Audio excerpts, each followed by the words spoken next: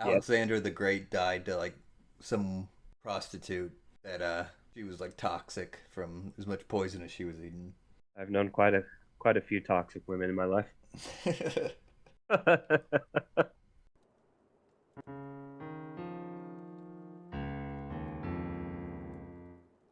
Welcome to Terma Boys Podcast. I'm your host Cody. With me in second chair is the boy who may or may not be the Dread Pirate Roberts. It's Jeremy. Got to keep that tradition going. Always and forever. With me in third chair is the boy who prefers his resurrection pills in the form of suppositories. It's Ryan. Yo, Today we're gonna review a little known movie. I can't say that with a straight face. Called The Princess Bride. Jeremy was the one who recommended this movie, and for good reason. I'm glad you see it. Should tip you off. Jeremy, what are your first thoughts on this movie? Ho ho ho! Goaded, very fond childhood memories. I grew up with this movie. My grandmother was the one who got me into this movie, and I specifically remember watching this movie for the very first time, eating a grilled cheese sandwich and tomato soup. One of the best memories I have had. Did you eat those again while rewatching it? You know what? I should have. God damn it! What a missed opportunity. No, I had tacos instead, but still, what a missed opportunity. Maybe next time. There's always a next time. Now, more importantly, I am very interested to hear your guys' first thoughts on this movie. it took me 41 years to watch this movie, and I really liked it. I didn't have tomato soup with Jeremy's grandmother, though. Next time. As for me, I'm a lot like Ryan. I had never seen this movie before, and this was one of the movies, like, I'm aware of some of the scenes in it, and I knew it would be a movie that I liked if I watched it. And I definitely love this movie. And it's another one of those movies where I hate myself for having never seen it before. Yeah, this one has a ton of iconic scenes and great quotes. This was part of my childhood. Was this movie? Jeremy, do you want to do the Ghostbusters thing that Ryan normally does and start quoting the movie? Well, we all know the Inigo Montoya one. That's the most important one. Jeremy, you should have just quoted Ghostbusters quotes. Yeah, let's just go back to Ghostbusters.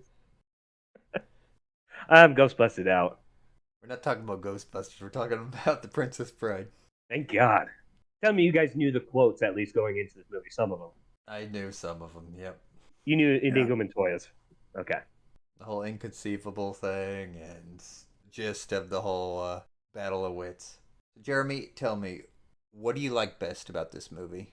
Oh my God, it's everything. It is a action oriented romantic comedy without being too much in one way or another. You never get bored. The set pieces are outstanding.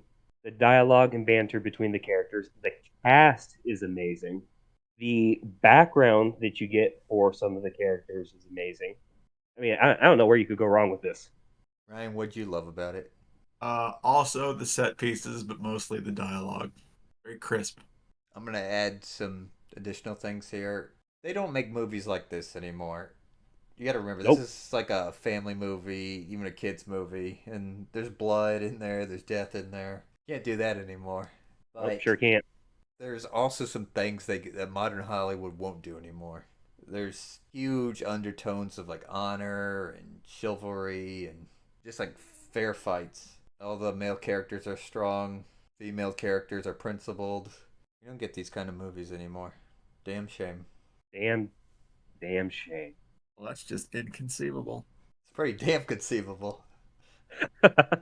Hollywood hates us. Oh yeah, they definitely hate us. But just some little information about the movie. The movie came out in 1987. It's an hour and 38 minutes long. It bombed in the box office, but it has become a cult classic over time. Yeah, their opening weekend was a little rough, wasn't it? I didn't read too much into the budget other than it was a cult classic. Well, if you're curious, budget was estimated 16 million. Opening weekend was 206,000. Over time, it wound up grossing a bit over 30 million, 31 million. That ain't too bad. No, it isn't, especially for its time.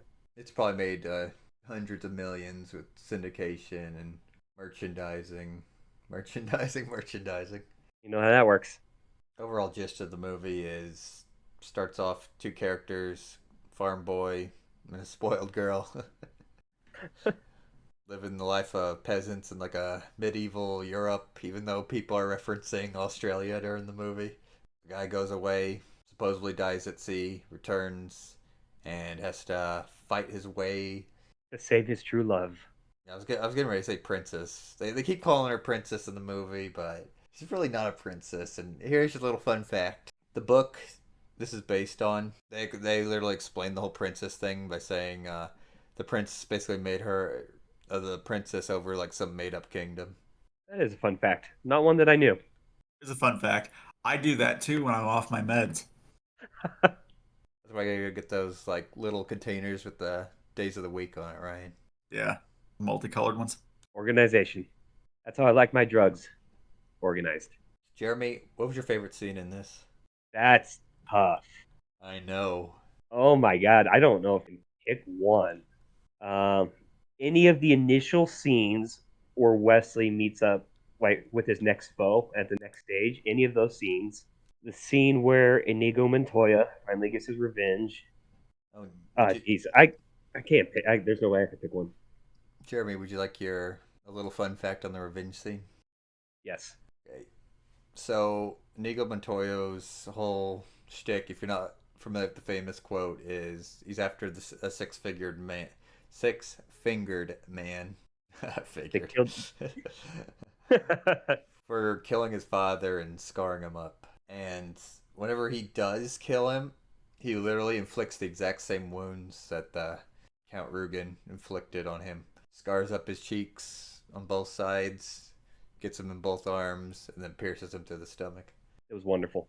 Just like another fun fact, Jeremy. Yes. Bring them on with this one. So this is a family movie.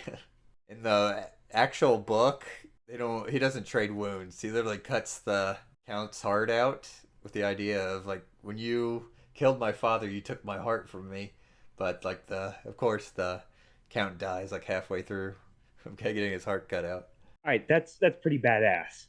I'm not gonna lie. Be a little intense for a family movie, but What about you, Ryan? What was your favorite scene? There's a lot. If I have to choose one, gun to my head, probably the you keep using that word. I don't think it means what you think it means.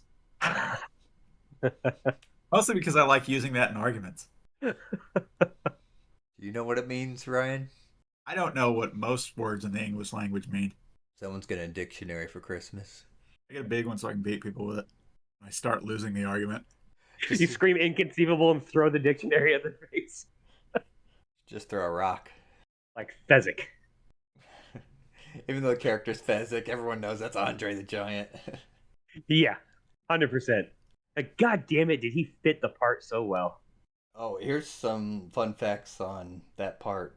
Like I said, this movie was made in 1987. They had been trying to make it since the 70s, and they had wanted like Andre the Giant to play it since the role since the 70s. But due to his WWF, I think that's what it was called at the time, like all that stuff, all this wrestling going on at the time, they were unable to get him, even when they had originally started casting to actually start filming, because he was doing some stuff in Japan, and right before the movie, he had back surgery done. So throughout the movie, they had to do a lot of stuff to actually record his role. And it And turned out perfect. yep, since they didn't think they were gonna get Andre the Giant, they were looking to a bunch of other actors, including Arnold Schwarzenegger. He really wasn't in the public sphere at the time, kind of a new actor.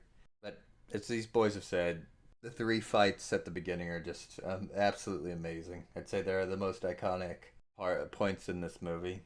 You got And you any? never get bored. Yep, Not once. my eyes were glued to the screen during all the parts. Honestly, those first few parts, did you guys look down by did you look at the time by any chance to see how much time had passed?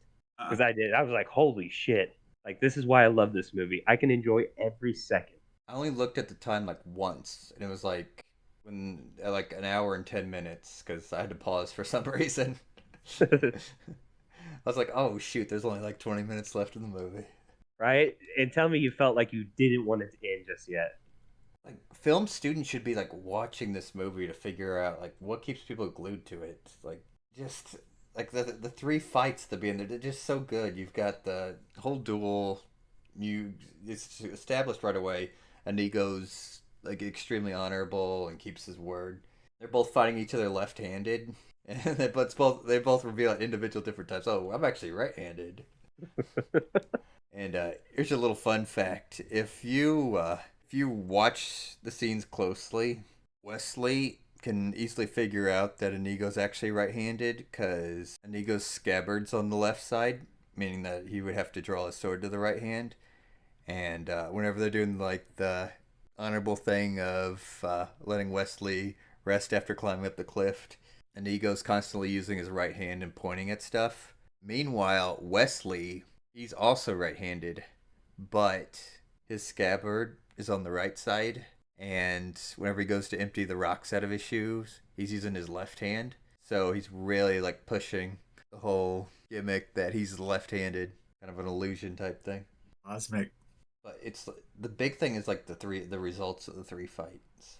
You've got like a huge rapier duel between Wesley and Inigo, and there's multiple times which Wesley can land like killing blows on Inigo, but he keeps avoiding them just so the duel can go on. Eventually, whenever he wins, he has a chance to scar up Inigo or kill him. That's when you see him like swipe it like near his face, and then he gives the line of like, "I wouldn't want to destroy a stained glass window such as yourself," and just knocks him out. Brought a goddamn tear to my eye. That's What the a bit. gentleman. Yeah, that's the big thing is Wesley respects Inigo's skill, and he knows that Inigo's an honorable man. Then we move on to the next fight, which is Andre the Giant's character. But Vizzini tells him, "Is like just hide behind a rock and smash him over the head with it when he comes by." And then Andre's like, "It's like that's not honorable though." And then whenever Wesley comes in, he takes a rock and just chucks it at like this boulder like near him, intentionally missing him, trying to get his attention. Even points out I'm not gonna fight you unhonorably, and they end up fighting like hand to hand, and Wesley wins. In which Wesley once again knocks Andre out because Andre had fought him honorably. There was also a Phantom of the Opera little teaser when Andre the Giant asks Wesley why he wears a mask, and he says, "Were you burned by acid or something?" A little throwback to Phantom of the Opera. Thought that was pretty clever. It's fashionable, Jeremy, especially in the future. Fashionable. But the big thing is whenever we get to Vizzini and the Battle of Wits, where you got the poison in the wine. Vizzini dies, and that's because he's dishonorable. He had a woman at knife point, and even though Inigo and Andre the Giant would have killed, they had honor with him. So that's why Vizzini ends up dead, not the other two. It's also great how Wesley killed him. He was prepared from the start. Completely outsmarted him. Yeah, by poisoning both, That's actually a real thing, by the way. building up a tolerance.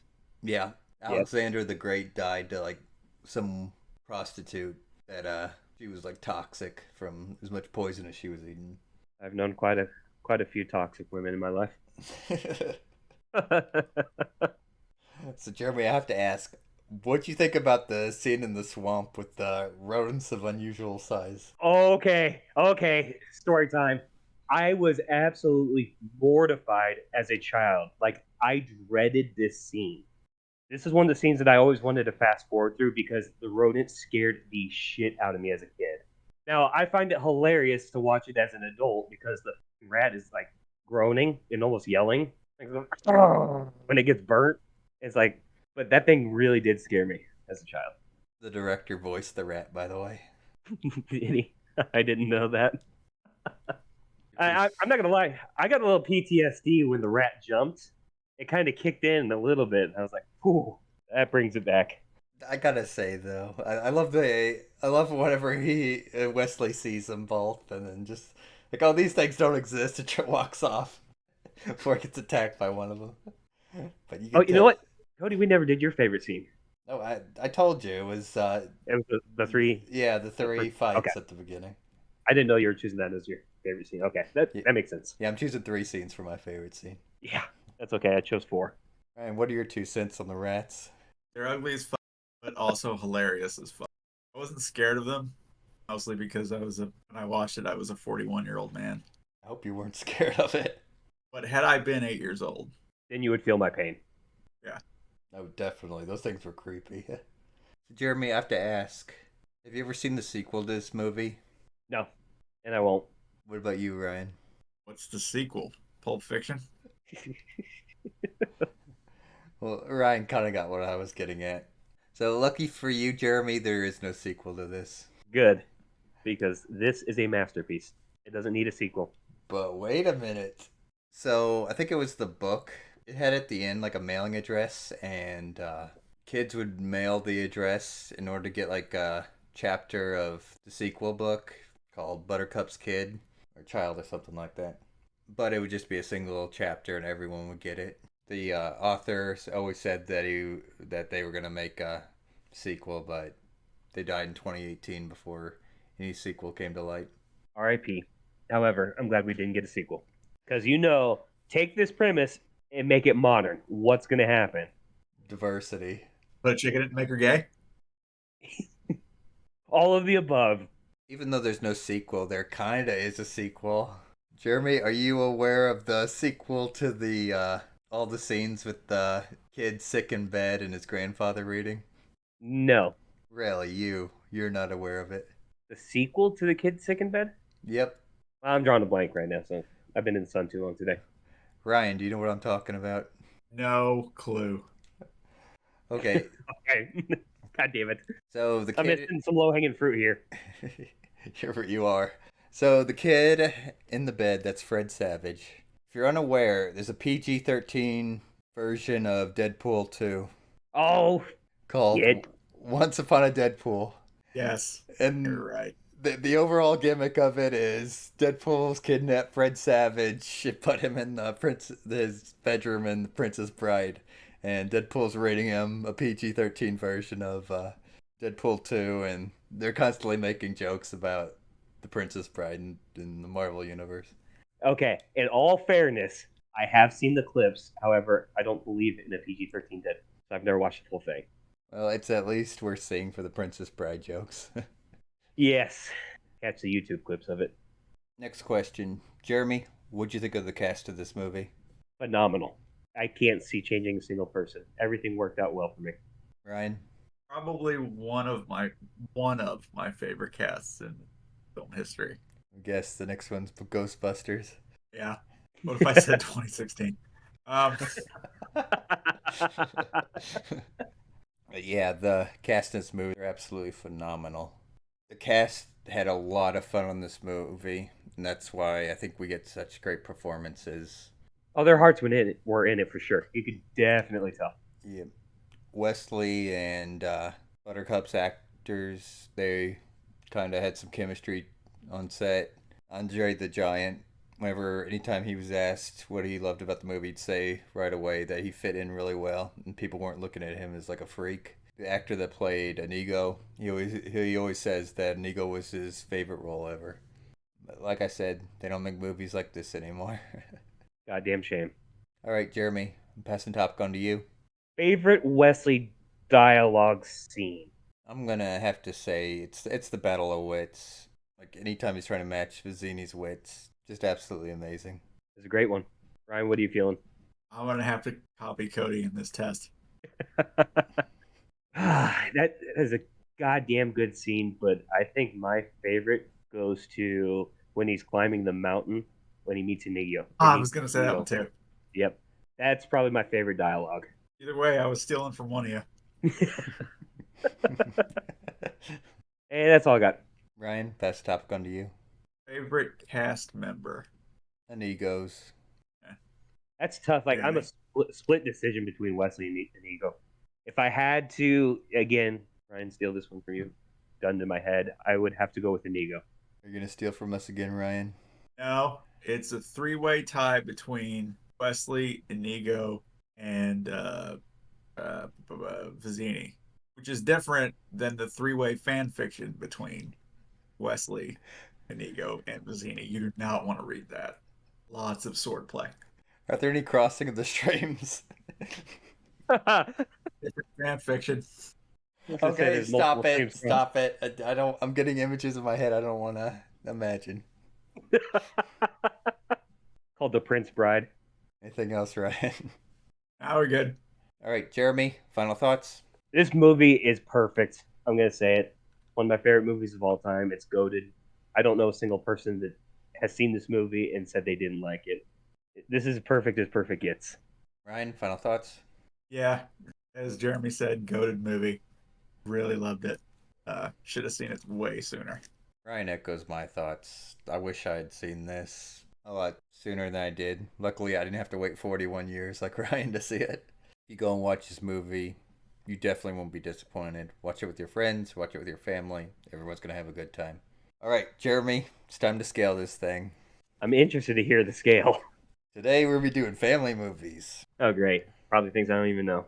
Oh, no, you're going to be aware of these too. Okay. I feel like it's always ones I don't know, too. No, you're definitely going to know these two. So, on today's scale, the scale is from The Goonies. Do you at least know that one? Yes, absolutely know the Goonies. To this little known film called Ernest Goes to Africa. Okay, well, to be fair, I've never seen Ernest Goes to Africa. I know of it, but I haven't seen it. Goonies was a beast of a movie. I'm going with Goonies. Actually, above Goonies. Can we go above our scale? Well, I just did. The scale doesn't have very strict rules. We've gone over this before, Jeremy. All right, it's above the Goonies. Ryan? I've never seen either of these movies, so God damn it, I Ryan. guess I'm just gonna have to take a stab and say place it at Goonies. Fair enough, though. I'm going to have to agree with Jeremy. I enjoy this movie a lot more than The Goonies. But The Goonies, I didn't wait my entire life to see it.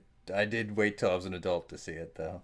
And Ryan, if you don't know, Short Round's in it. Short round, yeah, I was about ready to say. Does he do short round things by any chance? Yes. Yes, he does. He's Definitely does. literally Short Round in the movie. But yep, it's above Goonies. Great movie. Like I said, see it if you haven't yet. You will not be disappointed. Film students study this shit. Bring this back. We want good movies.